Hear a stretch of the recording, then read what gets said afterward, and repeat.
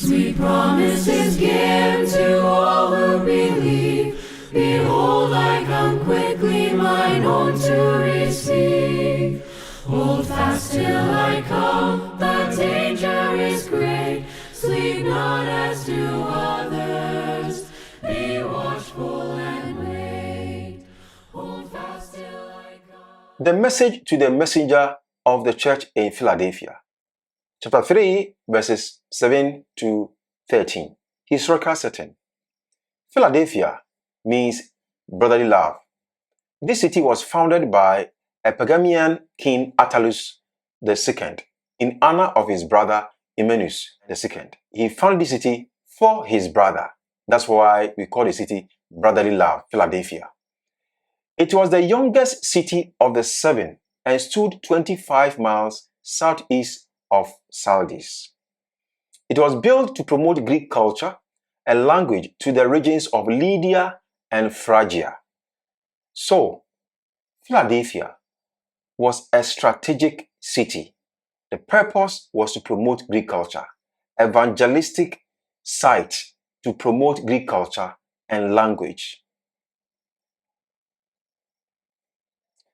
It was used by the Romans as the imperial post road to the east. If you wanted to go to the east, Phrygia, Galatia, Syria, Antioch, you needed to use the door, the main door of Asia Minor to the east. And that door was situated in Philadelphia.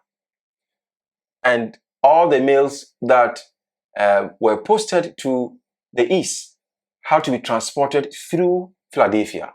And it's very important to appreciate that it was strategically built to serve an evangelistic purpose.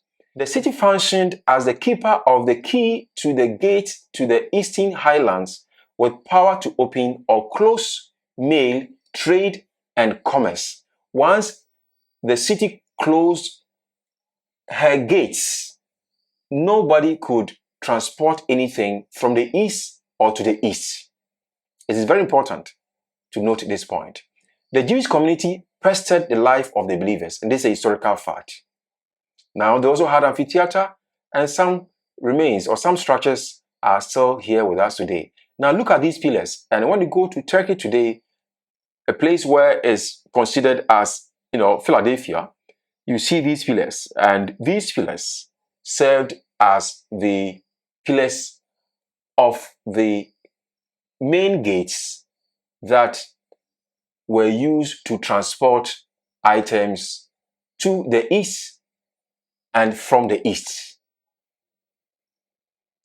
Jesus has the key of David, a description of power and access to heavenly blessings. The analogy is very simple. Jesus is saying, as we read from Isaiah chapter 22, verses 20 to 22, that the one who holds the key of David is the only person who can open. And when he opens, nobody can close. When he closes, nobody can open. And that Jesus is using this imagery here to say that he has resources, blessings that believers need to survive and to proclaim the gospel. He has the power, everything available to empower believers to proclaim the gospel. And therefore, when he says they should go because his promises are with them and he's ready to dish out any strength, dish out any power, dish out any blessings that will make their work, evangelistic work, successful. The strategic location of Philadelphia gives the church an opportune missionary sensibility and responsibility. Just as the city was strategically built to promote Greek culture, the church is also strategically placed to proclaim the gospel of Jesus Christ. Jesus is aware of the antagonism, the hatred that the church faces, but Jesus pledges to deal with the threat. What Jesus is saying is that don't worry about those who are pestering your life. I will deal with them. What I want you to do is that just rely on me and ask for strength, and I'll be with you so that you can proclaim the gospel focus on the proclamation. Let me deal with your threats. And so that is what Jesus is saying to the church in Philadelphia. His message is simple. Hold on still, and I'll protect you from the trial that comes on the earth dwellers. You just do the work. Focus on evangelism. I'll deal with the threats. And he will make the overcomer immovable, memorable, and protect him or her. Jesus. Revelation chapter 3, verse 12. It reads that him that overcome will I make a pillar in the temple of my God. He shall go no more. He shall go no more out. And I will write upon him the name of my God and the name of the city of my God, which is New Jerusalem, which cometh down out of heaven from my God. And I will write upon him my new name. And so this is the promise that is given to the overcomer here. Jesus says, I will make you immovable. What that means is that once you overcome, you will be part of God's people. And nothing can move you anymore. This is what Jesus means by saying, I will make you a pillar in the temple of God. Because there were strong pillars in Philadelphia that protected the people, that when the doors were closed, nothing could enter. Nothing, because there were strong pillars holding the gates.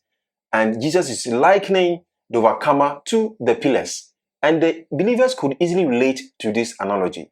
And that's the point Jesus is making, that you once you overcome, you become immovable. You become memorable. You stay there forever. Jesus is saying that I'll write the name of my Father, I'll write the name of my God upon the overcomer. Writing somebody's name on someone in Revelation means that you will be owned by my Father. You will be a child of my Father. You occupy a special place in my Father's kingdom. It means you belong to my Father.